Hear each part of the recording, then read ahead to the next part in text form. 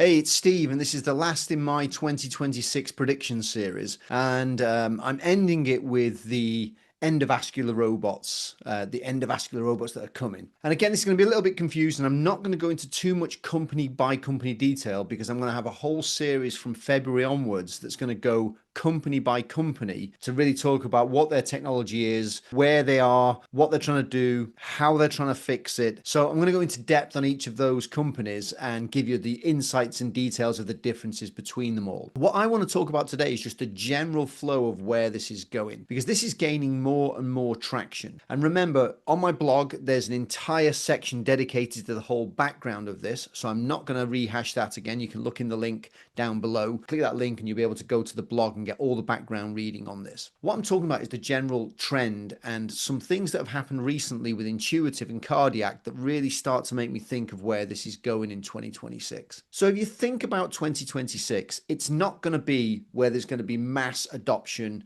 commercially of these projects. A lot of these projects are still in R&D, but a lot of these projects for some of the companies now, like XCath and Remedy Robotics, have got into actual patients. You're starting to see real world clinical use of some of these products. But let me break it down a little bit into a few different chapters so that it's easier to understand. Remember, when we talk about endovascular robots, we're talking about long flexible robots that are going to get steered through the vasculature. And you're either going to be in the peripheral vasculature, so you might go to the liver, or you might go to the leg, or you might go somewhere else. So you've got peripheral vasculature, and that's you're going to do peripheral vascular procedures. There is also then the coronary procedures.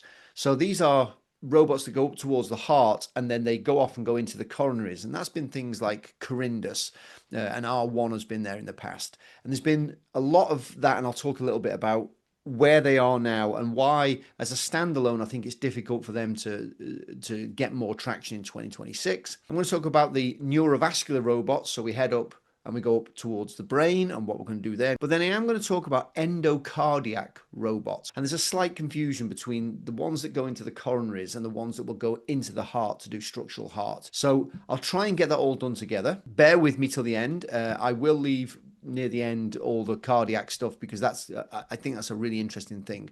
Let me try and condense this down. So the general flow is that you're going to look at localized use of the robots first. Why is that? So the robot's going to be used locally first, be in any of those applications. And then later they're going to go towards telerobotic use. So that'll be distance use. And what I think you're going to see in 2026 for some of these systems is you're going to see more and more demonstrations of the local usage. So there's going to be local cases where the operator is literally next to the patient in the next room, and there'll be a lot of that. But then you are going to see more of what we saw last year, which is some of the telerobotic uses of these, where you're going to look at some transatlantics, like there was Centante that did some of this, and Remedy Robotics have done this as well. So you're going to look at how they are going to do this over networks so that they can do distance remote procedures. And that is the ultimate use of them. But I don't think intercontinental. Go to my blog, you'll read. It's going to be where you're going to be able to get out to regional hospitals from a central hub, and you can have a hub and spoke to do telerobotic things like stroke intervention, or you're going to do other kinds of interventions where a super specialist with a certain skill set will use the robot to do very particular interventions of high skill but time sensitive. So that's going to be important. But I also do believe in some of the cardiac, you will have some of the endocardiac procedures done more out in the distance in the peripheral hospitals, with experts in the central hub doing things like valve replacement or valve repair, as some other robots come in for that. Let me dig into this a little bit more and say where we start. So I think we start, and you're going to see more this year in 2026, of more clinical cases and clinical studies happening across different systems that will be doing local cases, be that peripheral, be that endocardiac, be that neurovascular. They're all going to start, or there's going to be a big push for doing local. Why is that? First of all, it's easier. Second, it's potentially safer because you've got the team there and it's a lot more controllable. But third, and I think this is the really important piece that people are not going to quite get about this space yet, a lot of this is going to be about gaining data. Why is data going to be so important in endovascular robots? Because ultimately the data is going to fuel things like information insights back to the users. It's going to talk to them about how much pressure, how much pull, how much push. And eventually that data stacks up and you can put that into AI training models that will help you with the best guidance to get somewhere. And then eventually that change, not in 2026, we're talking much further out, but what that AI does, it will allow the systems to auto-navigate autonomously. They will be able to learn to get to the lesions in the best way. And the best way that you do that is being able to learn from the best hands. So you've got to collect their data. And the simplest way to start with that is to do it locally. So you do local, and the data doesn't matter whether you're doing it over 2 meters of wire or 100 kilometers of wire. It doesn't matter. You're basically ending up collecting that data and understanding the navigation maneuvers, the way that you twist, the way that you back off, the way that you pull, the way that you get around complex junctions. All of this will build into the AI system and the knowledge base that will give local insights, training, feedback. You could do better, how you can do better training models, but it will also give feedback to the AI systems to help you with navigation eventually. And then eventually you'll chain that all together and it will help with autonomous driven supervised guidance of guide wires. Now remember, just as a quick reminder for those that have not read the blog yet, there's different ways that you can get guide wires to move. Some of them are using electrostatics, some of them are using mechanical ways of making the tip of the guide wire bend, and some of them using different ones, different versions of magnetics, either the guide wire or they drag a flexible wire all the way up, and they use external magnets to guide that by creating magnetic fields that can be driven around so that they can move the magnetic tip to go in the vessel that they want them to go in. I will go into this in much more detail, system per system, how Magnendo is different from Art Drone, how it's different from XCath, all these things. I am going to do a full series on this. What do I see this year? So the realization that I think is coming is that coronary as a standalone was not a big enough benefit to the patient at the time to be able to justify having a system. There was kind of a lot of confusion about these endo coronary robots, where a lot of it was focused on removing the operator out of the field of the X-ray or the C-arm. So they were basically protecting the operator. Well, unfortunately, that didn't seem to be enough of a bonus for the health systems to want to add the extra cost and the extra time, and the extra learning into those systems and the complexity of it. They didn't feel it was a big enough benefit, which I think is changing now. But when they first came out, they had that problem. And a lot of interventional cardiologists, they didn't feel that they got a lot of benefit with the robot. It wasn't difficult enough for them to do, and the robot didn't solve the problem enough. And in fact, some of them fed back that when they lost the tactile sense of actually manipulating the catheters and they went to a joystick, they felt it was sometimes, very rough, or it wasn't as accurate. And there was all kinds of reasons why it didn't really take off. But it doesn't mean that it's dead, right? It's not dead for the coronaries. It's going to have a resurgence, but it only makes sense when there's a really good killer app for the actual robot. I'll get to that in a minute. Then you've got your peripheral. There is a lot of going on with peripheral robots at the minute. And again, is it big enough? Is it important enough for the patient to get this? Not that much, although it does help. And in some of those really difficult peripheral vessels, say in the liver, the guidance of those could be improved greatly by the robot. What the robots will do is, as they get smarter, when it's just a joystick moving it or a rollerball moving it, there doesn't feel enough benefit for the assistance of the system for the downside of the setup, the kerfuffle, the cost, the complexity. And you have to go in and switch out catheters and all kinds of things. As the systems get better and start to help with some auto guidance, I do see that in peripheral vascular and in coronary vascular, it will start to help. If you can get people who are not as skilled up to a higher skill level with assistance from the system, that brings benefit. If you can cross lesions that were really hard and only a few experts could do, that's got a lot of benefit.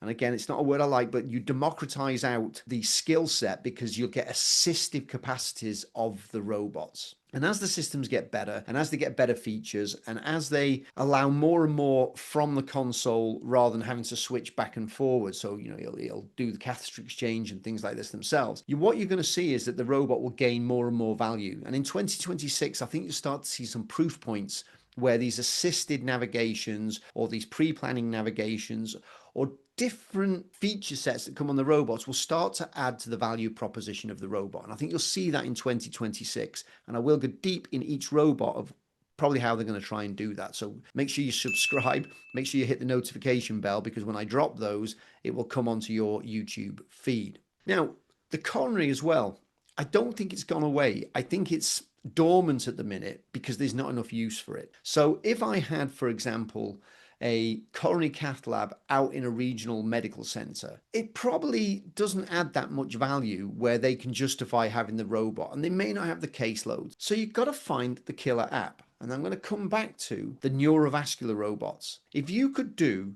remote stroke in a regional hospital, and that system sits there and does maybe 1 or 2 remote strokes a week, but then the system's already there, it's paid for, the capital's in, the lab's set up for it, and it can do both coronary and peripheral vascular, then I think the local use of that for coronary and peripheral vascular becomes an easier thing to sell to the management because it's already in there for the high complexity. And then again, if it can do telesurgical robotics, if there was a very, very difficult lesion that came into a regional medical center where normally they'd have to be shipped or ambulanced to another center, but now you can actually bring the expertise from a central hub to there to do those difficult cases as well, not the day-to-day cases, they'll be done locally, then that would be a really good use of the robot. So now you start to get the robot used all day, every day. It's used for the peripheral, it's used for the coronary, it's used for those very intense neurovascular cases. So what you get is you start to chain together a massive value proposition of the robot. And I think in 2026, what we're going to see is we're going to see the use of this in things like stroke. We're going to see it in things like aneurysms in the brain locally. And people will start saying, okay, well, when we're able to get that out in the peripheral, there's going to be big value. And then what I think you're going to see is cases done locally, even in coronary, even in peripheral, to start gaining the data to help the systems to get insights so that 5 years from today, autonomous chains can be put together using the AI. I hope that makes sense. I'm not sure I really explained that very well, and I apologize if I didn't. But you need to start with a crawl, then walk, then run. And the run is the telerobotic AI assisted in the future. The walk in the middle is the telerobotic from experts. And the crawl today is localized usage to gain data, gain insights, gain usage. And I think that the initial trials that you're going to see over the next few months in 2026, and look out for some of these trials, are going to be really local, and people are going to say, but you will see demonstrations of distance use of these robots, and you will start to see the data scientists maybe presenting some of the data that they see for this, that if you use this robot and you follow this algorithm, you get a faster placement of the guide wire, things like that. So one of the key things that I want to say for 2026, it's a lot of base science will go on, and some of it may not make sense initially, but eventually I think it will. I think it'll all start to come together, and we realize that a coronary robot alone, no, but a robot that can do peripheral, coronary, and neurovascular, all telerobotic chain together, has a huge value. Not talking about intercontinental, that's going to happen rarely and it's going to be demo cases, but where you have a major regional hub hospital and then out further into the communities, more community hospitals, these robots will find their value place because they'll be able to do a whole host of procedures, be kept busy all day long, and they'll be able to do these remote neurovascular rescue cases where the big value will be, and that's how it'll sort of pay for itself. The base science comes this year though, the base clinical data comes this year, the proof of the systems comes this year. I'm going to start showing why people think I prefer a joystick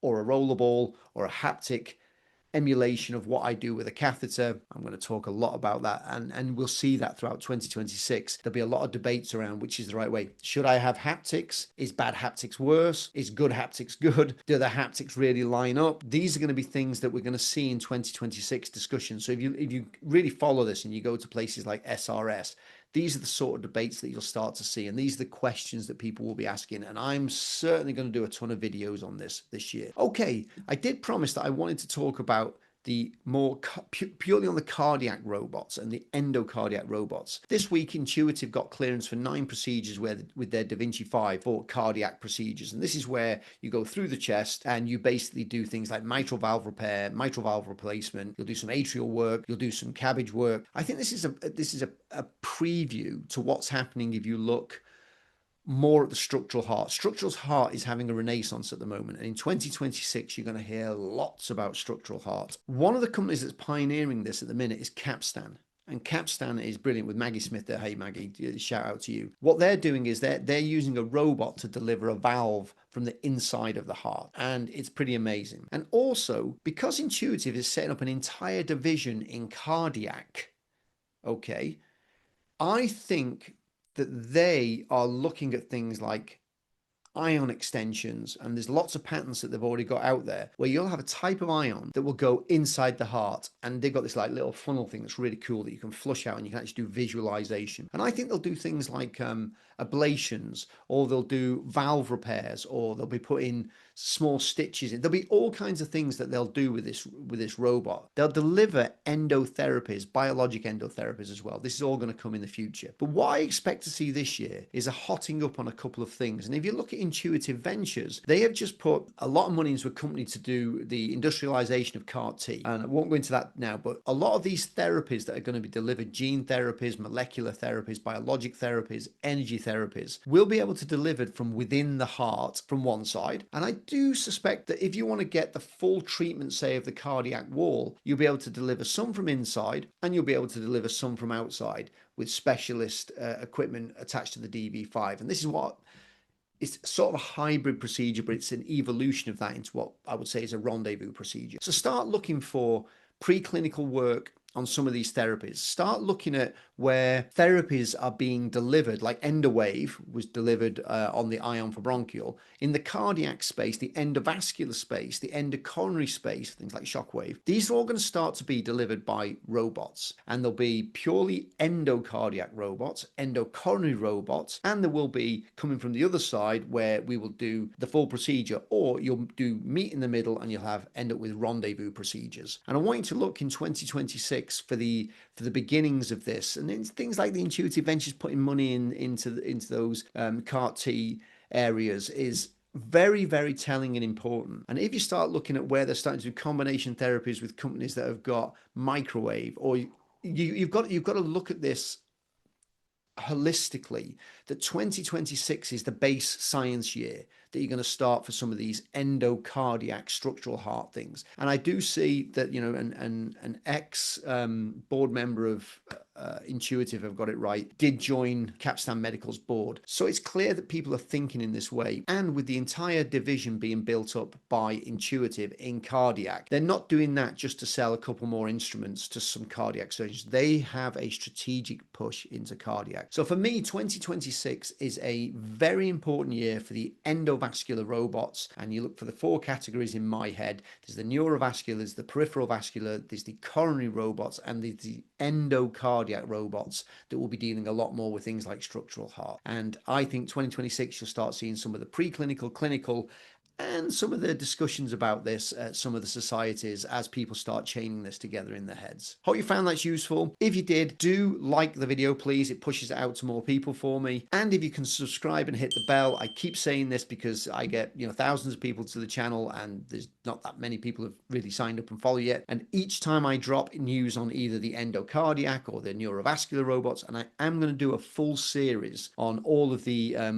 endovascular robots over the next few months to give you some real deep details on each of the systems. So thanks for joining, and I'll catch you on the next one.